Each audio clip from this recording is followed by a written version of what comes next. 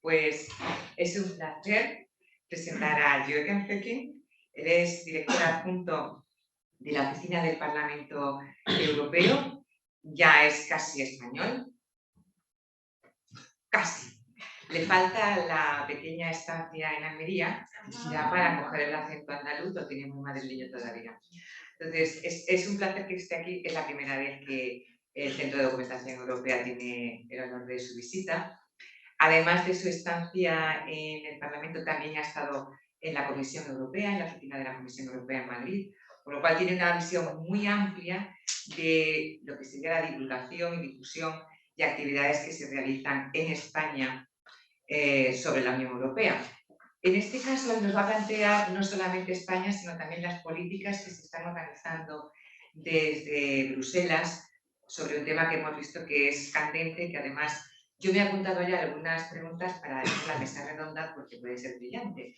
Porque hemos visto ya dos planteamientos, no solamente la parte de defensa, la parte política, que además sería el triángulo, teniendo en cuenta que también esta tarde tenemos prensa, y ya tenemos una parte política que es la realidad, o sea, que España ahora mismo dentro de la Unión Europea, y como ha señalado Luis Rogelio, pues evidentemente la política de seguridad nacional está muy relacionada con lo que se hace desde el Servicio de Acción Exterior. Pues como es un experto en muchas cosas, pero en esto también, pues yo le voy a ceder la palabra al señor Höcking para que ya dé lugar a su ponencia. Muchas gracias. Ya.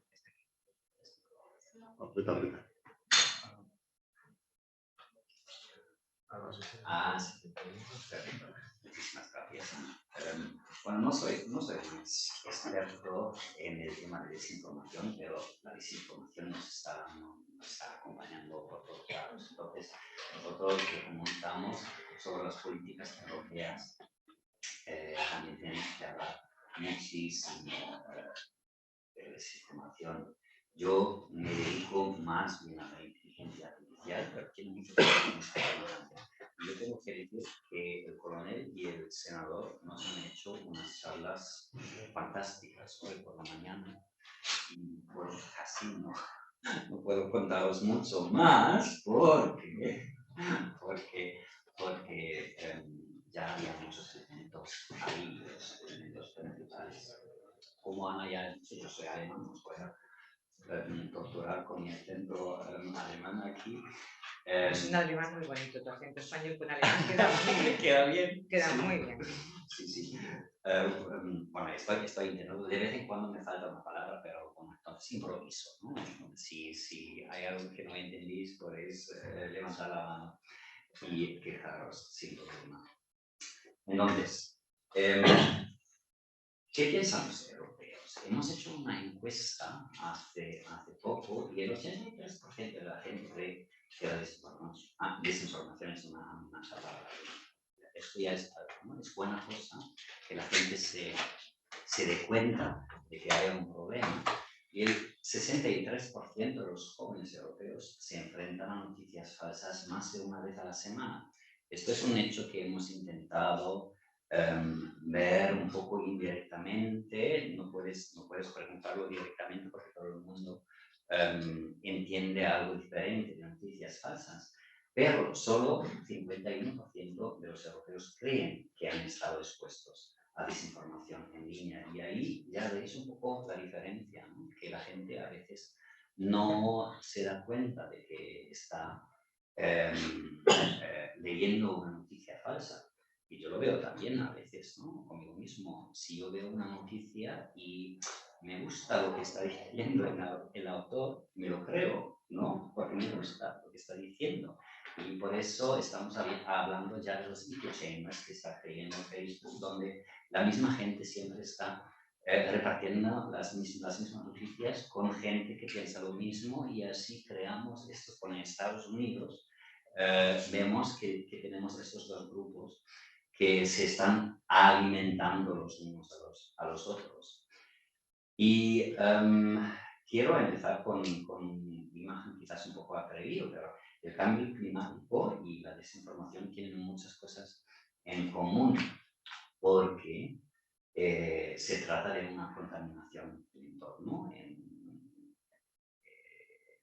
el campo de la desinformación es el entorno informático, necesitamos mayor responsabilidad y esfuerzos por parte de muchos actores, y creo que eso lo ha mencionado muy bien, que necesitamos la sociedad civil, necesitamos las universidades, pero también los organismos internacionales, el ejército sobre todo, ¿no? Y también los servicios de inteligencia.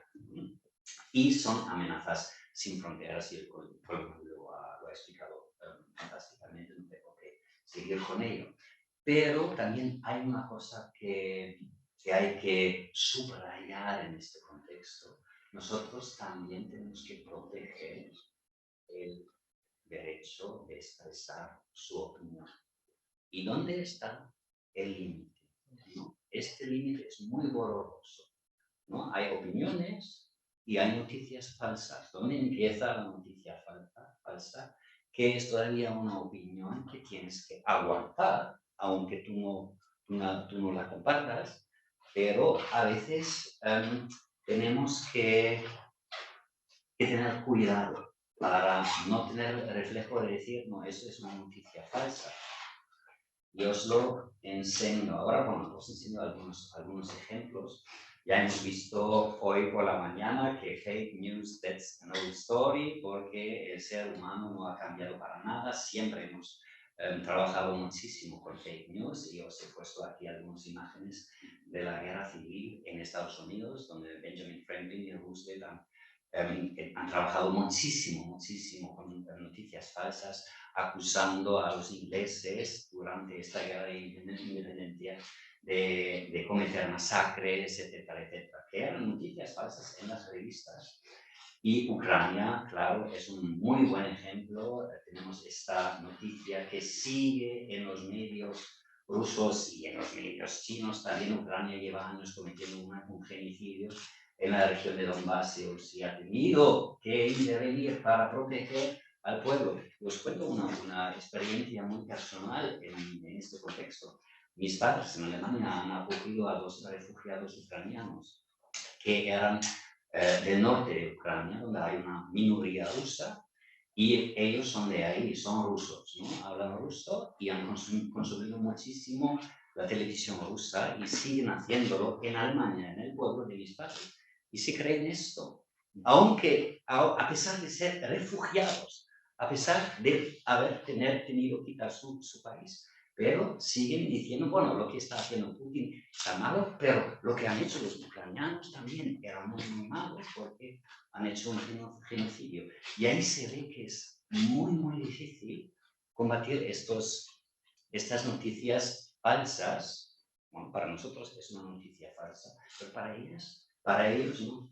Y es muy difícil afrontarlo, ¿no? Y para nosotros en Europa nos hemos despertado, sobre todo después del Brexit. Un poco antes ya, pero creo que el Brexit nos ha dado un susto enorme, porque los brexiteers han ganado este referéndum con noticias falsas, y ellos sabían perfectamente que eran noticias falsas. Si alguno de vosotros tiene Netflix, hay una película, Grand Head, que cuenta un poco cómo lo han hecho, cómo estaban por ahí este grupito que ha hecho la estrategia, y han dicho, bueno, vamos a poner esto, es falso, pero ¿qué nos van a decir? Y algunos ya lo van a creer. Y si ves el margen con el que los brexiteers han ganado al final del referéndum, era quizás justo lo que necesitaban para ganar esta campaña. Y en este ejemplo era el bulo o la noticia que Turquía iba a formar parte de la Unión Europea muy pronto, que es una mentira, porque Turquía son los últimos en la fila en este momento, ni hablar. Pero han dicho que Turquía iba a formar parte de la Unión Europea en poco, y que todos los turcos, 8 millones, iban a venir al Reino Unido para trabajar ahí. Y había gente que se lo creía, mucha gente no se lo creía, pero ha pensado, bueno, algo va a estar detrás, ¿no? Y en ese momento nos hemos despertado en Europa y hemos lanzado todas las iniciativas que tú has mencionado también, ¿no? la estrategia para rescatar la democracia, etcétera, etcétera. Y lo voy a mencionar un poco más adelante. Nosotros, la institución, como institución, la Unión Europea, también nos enfrentamos mucho a falsas noticias y los mensajes centrales siempre son un poco los mismos, ¿no? Los he agrupado aquí en seis mensajes claves. La Unión Europea ha perdido el contacto con la realidad. La Unión Europea solo produce leyes, burocracia, que no sirve para nada o incluso que perjudica a los Estados miembros. La Unión Europea malgasta el dinero, esto es un clásico, ¿no? Y la noticia falsa es un caso que se implanta, quizás el caso es real incluso, pero se generaliza. Y ahí vemos que una noticia falsa también puede ser una generalización, no hay nada más. La Unión Europea se está desmembrando, esto era sobre todo después del Brexit, ya se ha calmado un poco esta tendencia, porque hemos visto que los británicos no lo están viviendo bien, han quemado cinco primer ministros en todo este tiempo y nosotros estábamos un poco ahí mirando las sesiones del Parlamento cuando este tío ha gritado order, order, ¿no? Ya ha sido divertido, pero creo que ya no hay muchos partidos, incluso de la extrema derecha en Europa, que quiere seguir a los británicos. La Unión Europea está gobernada por lobbies industriales, eso también es un mensaje que aparece mucho, y la Unión Europea no es una construcción democrática, también un clásico que es totalmente falso, porque claro, tenemos un Parlamento Europeo democrático y el Consejo está formado por los presidentes y los jefes de Estado, y la Comisión también es un grupo que tiene que ser votado por los organismos democráticos. Entonces, lo que quiero decir aquí es, la Unión Europea no es infalible y nosotros necesitamos estas críticas también para reformar, pero si se basa todo esto en noticias falsas, tenemos un problema, ¿no? Y así creamos el anti-europeísmo que hemos visto muchísimo en los últimos años. Y os pongo algunos ejemplos, porque lo han dicho, o hubo una noticia diciendo que en Alemania el gobierno daba cupones a los inmigrantes para que visiten bordeles. Eso es divertido y es un clickbait, ¿no? Casi. Si lees tú esta noticia, tienes curiosidad y dices, bueno, es absurdo, pero quizás es verdad. Y me lo leo. ¿Quién la publicó? Vaya. Bueno, lo podéis... Sí. Ahora Curiosísima esa, ¿eh? Pero eso se distribuyó por Twitter, claro, ¿no? Y entonces por Twitter ha alcanzado este poder, ¿no? Pero lo podéis ver, os he puesto aquí el enlace si queréis ver más, y hay muchos más ejemplos de estos, pero así crees un poco... Si la gente ya tiene un poco un escepticismo acerca de la Unión Europea y ves esto, dices, yo lo sabía siempre que son así, que alimenta un poco este sentimiento. Y tengo otra cosa. Crisis navideña. Ley prohíbe que niños envíen cartas a Santa Claus y hará la ley de protección de datos. Claro, esto es demasiado complicado para muchísimos ciudadanos y no saben exactamente qué hay detrás. Pero si lo combinas con algo que Santa Claus y niños que están sufriendo, ya tienes una noticia que puede alimentar un poco este anti-europeísmo, ¿no? Y nosotros tenemos que trabajar muchísimo con esos prejuicios, estas noticias que son divertidas, pero también son problemáticas para nosotros. Y bueno, durante la pandemia ni hablar, ¿no? Bill Gates inventó corona y nosotros los europeos también hemos hecho muchísimas cosas y conspiraciones increíbles. El movimiento antivacuna ha sido súper activo en esta época. Y yo diría que este momento coronavirus ha sido el segundo wake-up call para nosotros, ¿no? El primero ha sido el Brexit y después coronavirus, todo lo que hemos visto. Y hemos intentado reforzar nuestras herramientas, pero ya os podéis imaginar que es muy, muy difícil legislar contra la desinformación. Es casi imposible porque siempre estamos corriendo un poco detrás. Las tecnologías se están revolucionando. Cada año tenemos una cosa más. Y legislar, bueno, legislar siempre tiene un carácter general, ¿no? Es casi imposible tener todos los casos cubiertos. Y otra vez vuelvo a lo que he subrayado antes. Nosotros tenemos este derecho fundamental de la libre expresión de opinión.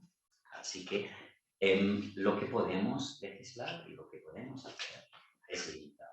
Pero lo que hemos creado son algunas redes de fact-checkers, de mythbusters, que reciben muchísima financiación europea. Eso es algo que podemos hacer.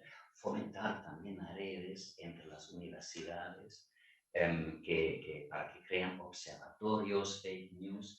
Y creo que hemos avanzado muchísimo. El uso de las tecnologías también es muy importante aquí porque también tiene beneficios. Os he puesto aquí dos fotos. Uno es ya una foto un poco triste porque es una manifestación en Minsk cuando todavía había manifestaciones de la oposición bielorrusa y ellos han trabajado muchísimo con Twitter. Entonces, esas nuevas tecnologías las queremos utilizar porque vemos los beneficios que puede haber, ¿no? Lo mismo con la inteligencia artificial. Pero también hay estos peligros, y os he puesto ahí el Capitolio, claro, ¿no? Lo que pasó no tengo que explicarlo. Y con María José y con Patricio hace poco durante el café he hablado sobre ChatGPT. ¿Alguien de vosotros ya ha trabajado con ChatGPT? ¿Has trabajado tú? Sí. ¿Y qué tal? Bueno, es increíble, es increíble. Yo también doy clases en la universidad, ya no puedes dar ensayos como tareas a los estudiantes porque se pueden crear un artículo, un ensayo por ChatGPT. Y además, yo lo he intentado y son muy buenos. Son muy buenos y además puedes entrar en contacto directo, en un diálogo con este algoritmo.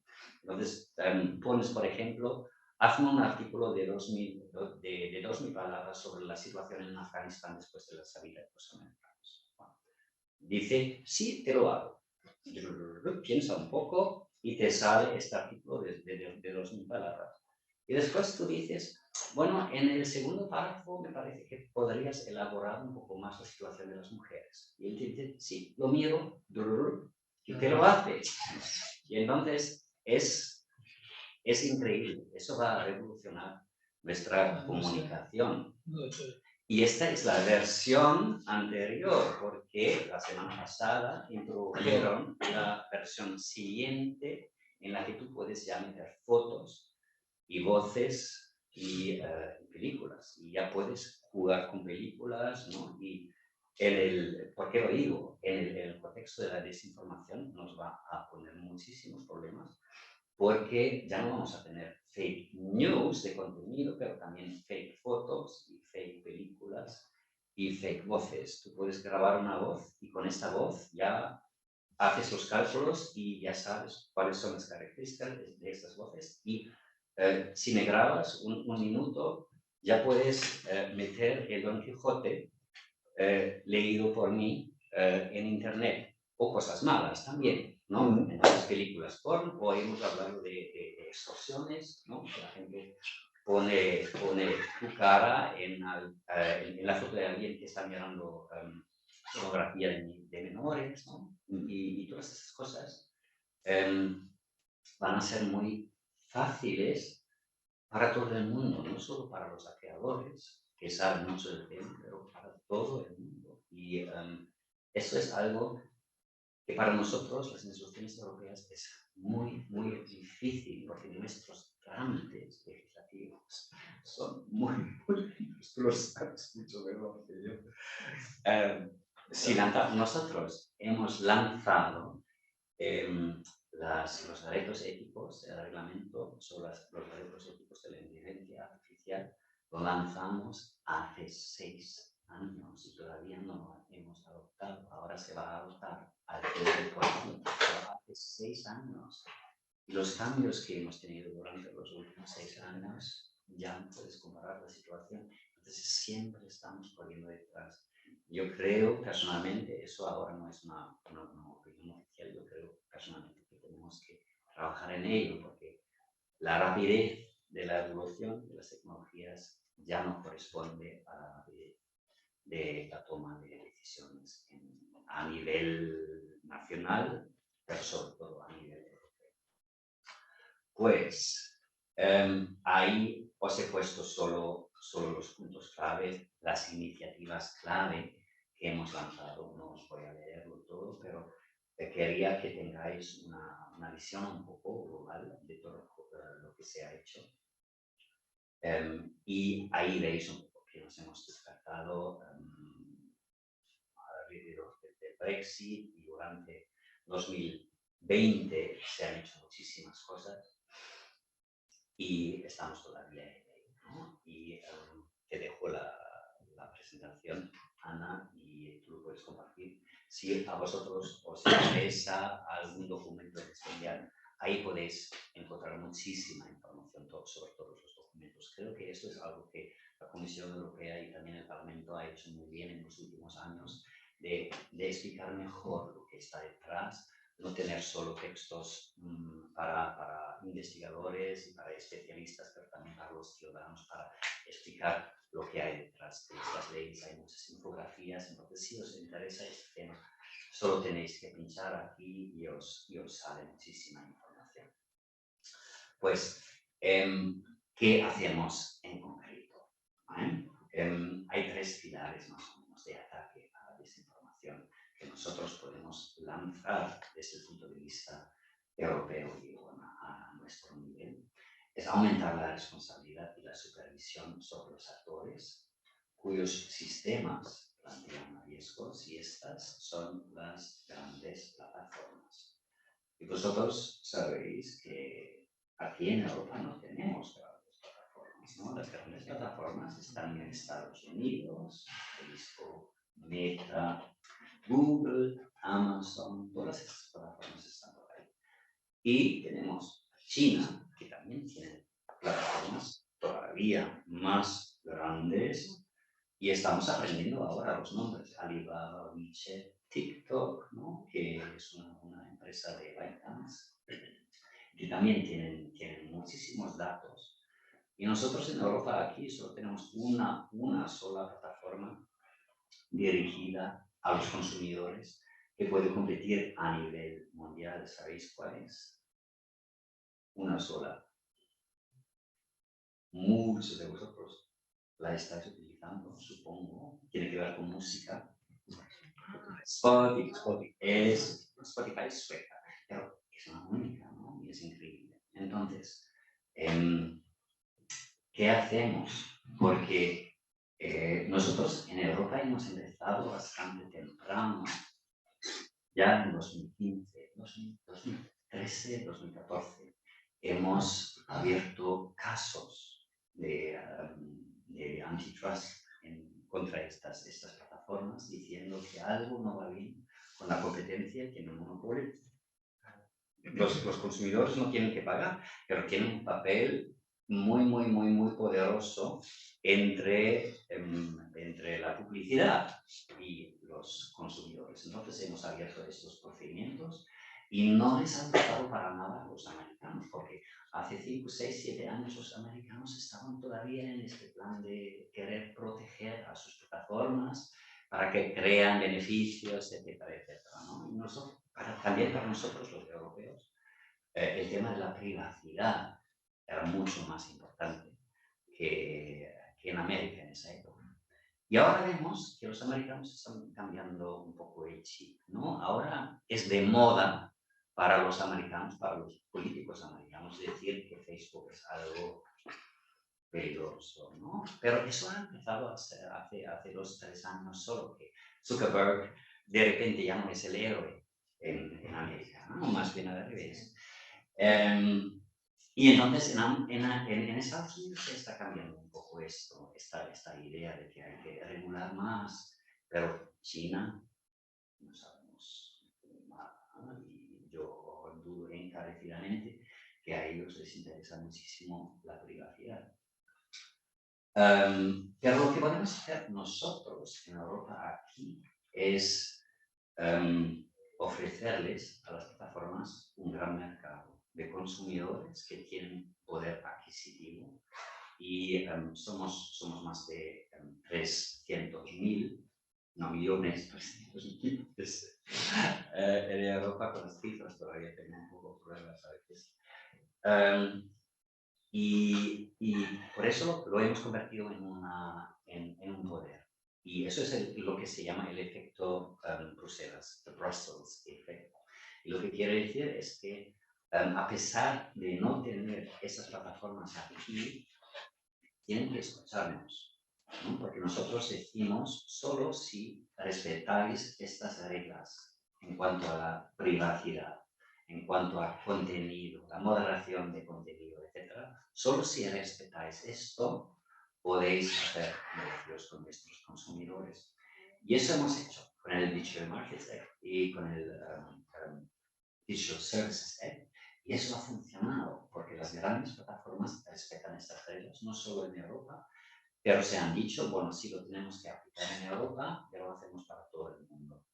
Y así hemos impuesto nuestras ideas éticas a las plataformas, incluso a las plataformas chinas, ¿no? Ahora vamos a ver lo que pasa con Huawei. Hemos visto una pequeña guerra, pero ahora va a ser muy interesante lo que pasa con TikTok, ¿no? Si los chinos van a vender TikTok o van a hacer dos TikToks diferentes, porque habéis visto que yo en mi teléfono ya no puedo utilizar TikTok, no lo he hecho porque ya soy demasiado alejado de este mundo. Pero la gente, los compañeros míos que han trabajado con social media sí que tenían TikTok, porque los pequeños, ¿no? los chicos están por ahí.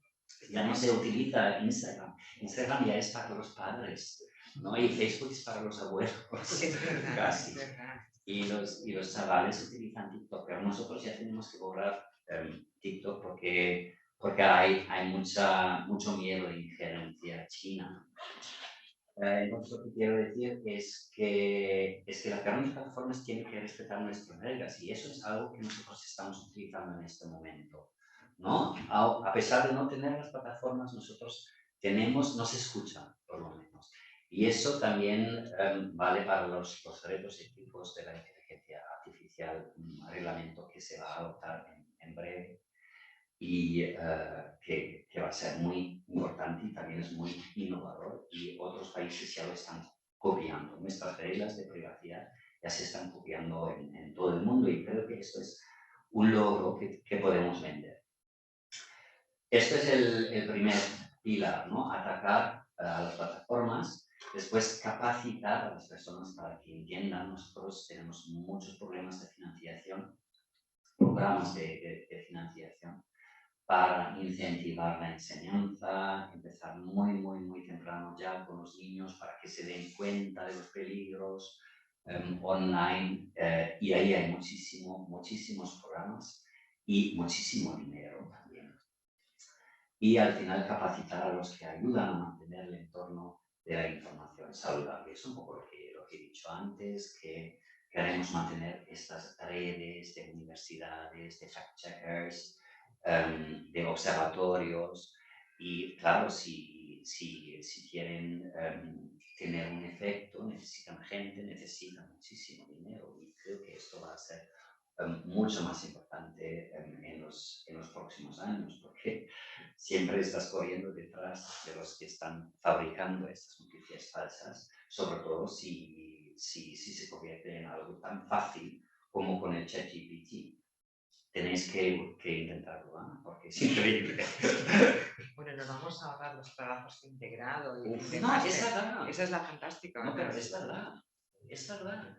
Y tú lo puedes poner. Hazme una tesis de 20 páginas sobre este tema y te sale algo. Bueno, puedes editar, pero te sale algo individual. ¿Con fuentes también? Sí. ¡Oh! Sí. Completo. Sí, sí, completo. Y puedes decir, yo solo quiero fuentes en las que el nombre del autor empieza con Z. Y te hace esto. O hazme un poema en el estilo de Shakespeare, en la que todas las palabras empiezan con A. Sí, lo hace.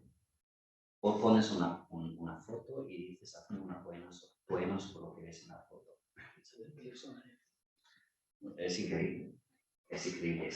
Creo que todavía no somos conscientes de lo que implica esa capacidad. Me sorprende de que todavía el mundo parece... En el mundo universitario ya es un caos. Los trabajos, sí. Ahora, oral.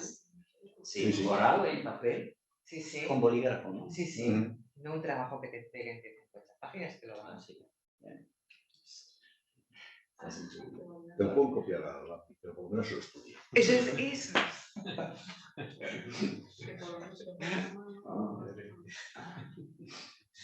Bueno, nosotros tenemos un observatorio europeo de medios digitales, se llama EDMO. Si os interesa, lo podéis encontrar aquí, hay mucha más información, no os voy a contar todo. Y aquí os he puesto un poco nuestras iniciativas legislativas que hemos lanzado. Y Luis ha mencionado incluso el Plan de Acción para la Democracia, que es una medida clave en todo esto, y hemos empezado un poco con esto porque hemos visto que ha habido injerencias en varias elecciones en el mundo, ¿no? La más famosa es la injerencia rusa en las elecciones estadounidenses, ¿no? Es impensable casi. Y yo no quiero saber lo que está pasando en pequeños países,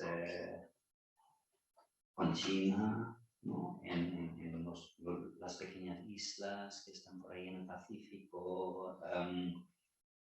Entonces nosotros nos queremos proteger y a través de este plan damos muchísima financiación para proteger nuestros sistemas.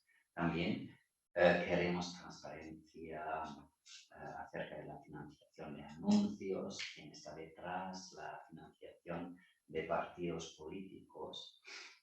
Y en ese contexto hay que decir también alto y claro que tenemos un problema dentro de la Unión Europea con Hungría en este momento, ¿no? Y con Polonia, nuestros mismos Estados miembros están jugando un poco con estos límites. Y vemos que es muy difícil para nosotros los europeos reaccionar, porque lo que no podemos hacer es echar a esos países, porque sabemos que el 50% de la población no vota por estas políticas, no queremos perder esos países, y también es muy difícil sancionar a esos países, pero nos hemos atrevido, y estoy un poco orgulloso también del Parlamento, porque el Parlamento ha insistido muchísimo, y por primera vez hemos dicho que, bueno, se acabó con Polonia y con Hungría y ya no pueden recibir financiación para los fondos de rescate que hemos creído durante la pandemia. Entonces tienen que arreglar su sistema jurídico y también su sistema electoral antes de recibir más financiación. Y el próximo paso sería retirarles el voto, ¿no? El derecho de votar en algunas votaciones del Consejo, porque sobre todo Hungría está utilizando su veto muchísimo. Hungría está jugando ahora un poco el peón de Putin dentro del Consejo y está bloqueando muchas sanciones y nos pone algunos problemas. Entonces, este plan de acción para la democracia suena muy bien, pero tenemos un problema gordo dentro de la misma Unión Europea. Lo que hemos establecido también es un código de buenas prácticas y eso es autorregulación, ¿no? Porque nosotros no queremos ser un ministerio de verdad, ¿no? Eso también hay que decir, no somos un ministerio de verdad, nosotros también De la verdad. de la verdad, que he dicho, de verdad. No, de la verdad, ministerio de la verdad.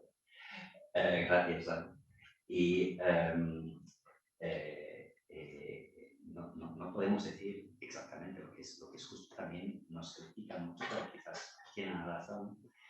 Pero el código de buenas prácticas era un poco un primer paso, ¿no? Nos hemos sentado con grandes plataformas, con pequeñas plataformas, con asociaciones de consumidores para ver qué podemos hacer para afrontar esta ola de desinformación que estábamos mirando ahí por internet. Y la idea es de desmonetizar un poco la desinformación, porque las plataformas hacen mucho, bueno, ganan su dinero con información o se presentaron estos números de antes que son clickbait, que genera un poco este interés, esta curiosidad. Y claro, las plataformas viven de esto, viven de desinformación, porque si hay más gente que hace clic, tú puedes pedir más dinero de la publicidad. Entonces tenemos que desmonetizar esta desinformación o la desinformación. Más transparencia acerca de la publicidad y evitar que haya noticias que son obviamente falsas y que hay que retirar, ¿no? Y también tener mecanismos para que la gente que se ve afectada, por ejemplo, y dice, pero eso es una opinión, no es una noticia falsa, también tiene la posibilidad de impugnarlo, ¿no? Y de defender su derecho de libre expresión de opinión. Y esto se ha codificado más o menos en estas reglas de buenas prácticas y hemos hecho un paso más adelante con la ley de servicios digitales que codifica todo esto un poco en un reglamento. Un reglamento, bueno, es la característica o la herramienta más poderosa que tenemos en el se aplica directamente. No es como una directriz que se aplica a través de los Estados miembros. Y este reglamento de la ley de servicios digitales hace justamente esto. Las grandes plataformas ya tienen que observar todas estas reglas y tienen que implementarlo, tienen que hacer informes, tienen que demostrar que tienen mecanismos para evitar líos y para evitar malas noticias o noticias falsas. Y ahí estamos. Creo que hemos avanzado muchísimo. Y esto es un poco este efecto Bruselas que os he comentado, porque esta ley de servicios digitales también se ha copiado un poco en el mundo, o se está copiando un poco en todo el mundo, como nuestro reglamento de la protección de datos. Y falta por hacer, o falta por adoptar la ley de inteligencia artificial, son los retos éticos de la inteligencia artificial. Y ahí, bueno, ya os lo he comentado, ahí tenemos el problema que siempre estamos corriendo detrás, ¿no? Eso se ha empezado hace muchos años, ahora lo adoptamos después de miles y miles de discusiones sobre detalles, pero estamos perdiendo un poco el foco porque el mundo ya está mucho más avanzado. La idea de esta ley de inteligencia artificial es poner el ser humano en el centro de todo lo que está pasando con la inteligencia artificial. Suena muy bien, pero ¿cómo lo vas a aplicar? Porque tenemos más y más algoritmos y más algoritmos muy complicados y menos gente que entiende lo que está pasando por ahí, ¿no? Y, casi es una caja oscura, se puede decir, ¿no? Una caja oscura, tú pones algo y sale algo de este algoritmo, ¿no? Y otra vez, hablando de ChatGPT, que me preocupa mucho, la gente en algún momento va a preguntar a este chat consejos para que decida para la gente qué hacer, ¿no? Tengo dos ofertas de un empleo. cuál es la oferta mejor. Y la gente va a hacer lo que está diciendo este chat. Y si este chat está conectado a todos los chats de todo el mundo y sabe cuál es la decisión de todos, vas a tener una decisión basada en una cantidad de datos que es impensable ya. Y eso está empezando ahora mismo. Y yo personalmente no sé cómo legislarlo. Por aquí en Europa podemos hacerlo, lo podemos exportar a las plataformas americanas porque se interesan por nuestro mercado y también tienen las mismas dudas, claro.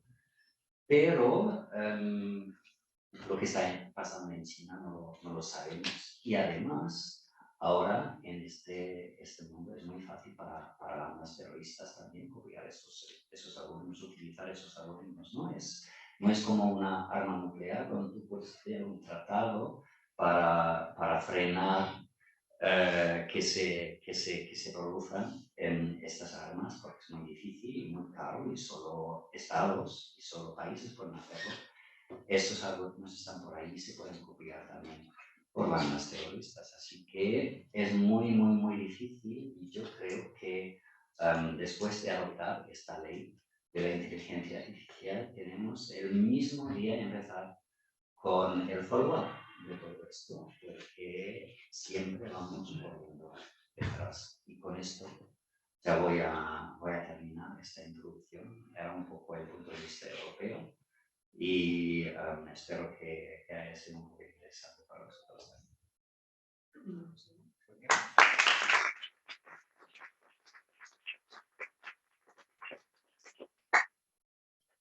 Pues muchísimas gracias.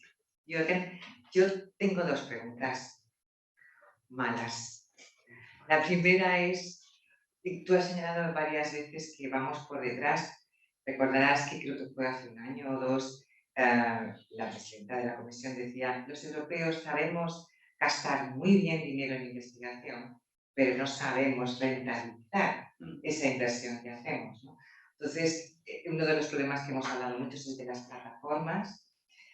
También te puedo decir que se ha planteado en las universidades, sobre todo en la época COVID, teníamos que utilizar plataformas que no eran europeas. Australia está desarrollando plataformas propias también.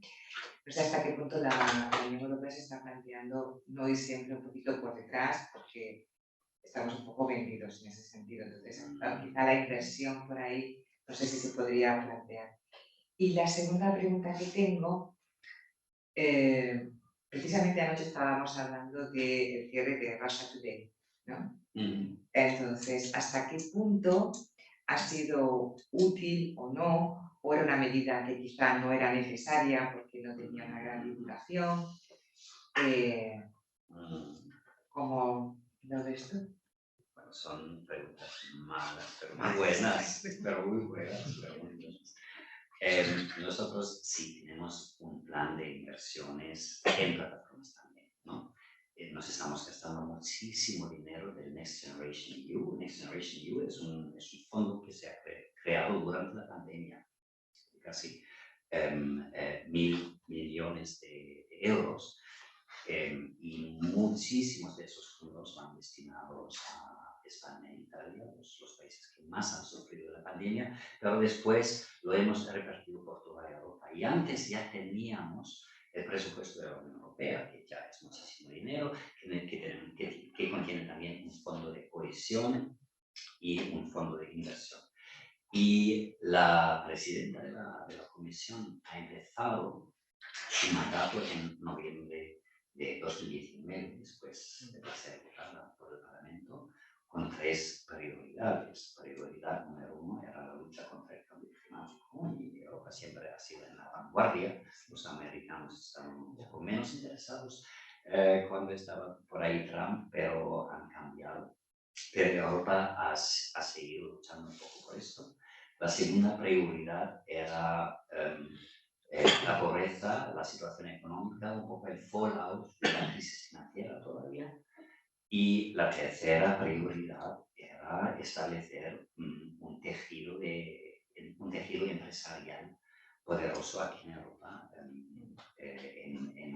acerca de la tecnología, las nuevas tecnologías, ¿no? La tecnología ha sido la tercera prioridad y sigue siéndolo.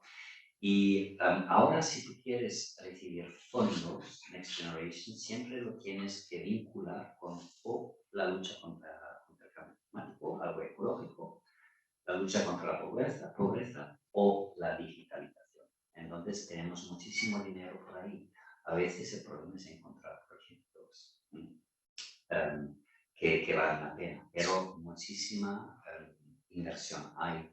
Y creo que hemos visto este problema también, como tú bien dices, ¿no? Necesitamos también plataformas, aunque no sean como el nuevo Facebook, pero plataformas quizás para un nicho del mercado y estamos invirtiendo muchísimo en todo esto. Y creo que ahí también hay una competencia ahora entre los Estados miembros, creo que todos los Estados miembros quieren ser el nuevo centro, el nuevo Silicon Valley europeo, ¿no? Bueno, hay tantas ciudades que se nombran así, ¿no? Entonces, creo que estamos en ello, pero claro, tenemos que ver si funciona bien.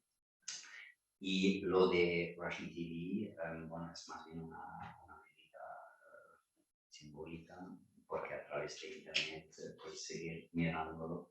Otra vez os nombro este ejemplo de los refugiados que están en casa de mis padres. Por Internet están siguiendo, consumiendo Russian TV, siguen con estas, bueno, yo digo tonterías, pero para ellos es la verdad. Me han gustado mucho las dos contestaciones. Parecido muy bien. Sí, es verdad. Pues tenemos que adaptarnos a que tú puedes censurar, pero hoy en día censurar, ¿cómo vas a censurar? Eso ya ha pasado. Pues si te parece bien, te quedas aquí sentado y hacemos la mesa redonda